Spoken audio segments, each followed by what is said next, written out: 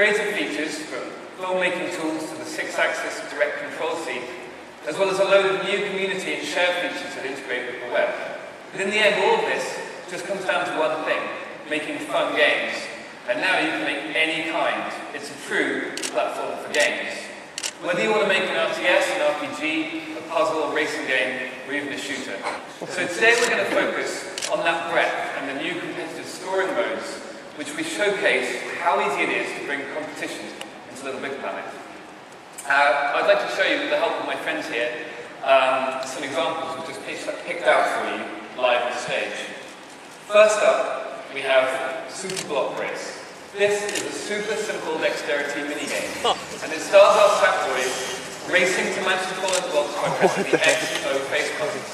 Using direct control, you can create any mapping from the 6-axis controller to the gameplay. The time penalty for the getting a mistake is balanced by the creator, and it's actually hiding a great depth to the gameplay. It was a great way to create a simple piece of gameplay mechanic with just a few physical tools that you'll be familiar if you've ever used Poppet in LittleBigPlanet 1. With the new competitive scoring, each player gets their own score, which can be set by the creator, and at the end of the level, here in 2 seconds, you get presented with a neat map so that the winner can celebrate the style. So next up, we have Crafty Crash. It's a kind of top-down sports sumo,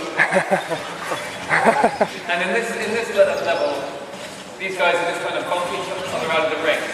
So what the creator's done here is add X and map it to give a boost, which adds an element of strategy.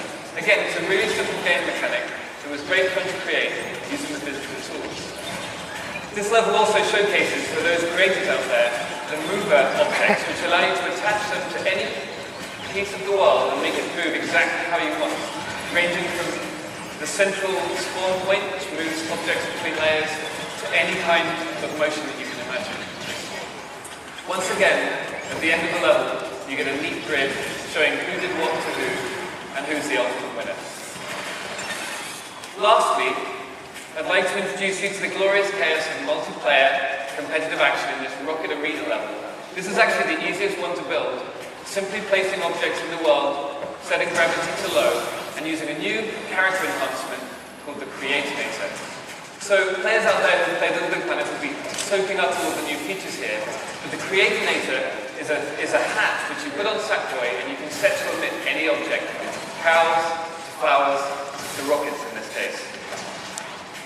I think let's see who's doing the best. Come on, Green, you're on 0, you're quiet.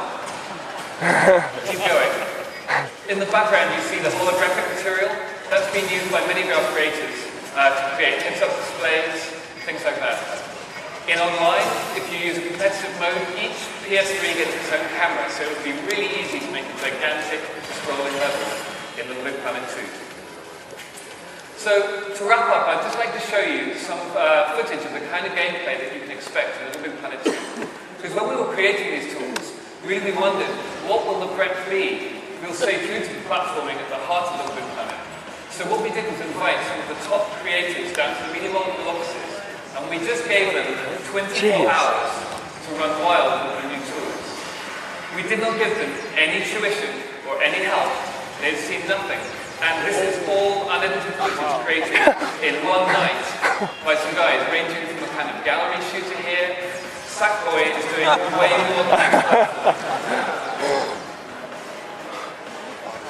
There were tons of different kinds of levels, and we've carried this breadth all the way through to story mode in LittleBigPlanet 2, ranging from top-down racing games with AI characters, and even, in one instance, a full real-time strategy game with multiple units, unit creation, finding, psychedelic which takes place at the end of one of the boss fights in the game. What you just saw was an example of the breadth of the in-game tools. The things that we use to media molecule and which our fans and our creators bye Jared. Yeah, seriously. All of those features in the RTS, it's super easy and it looks beautiful.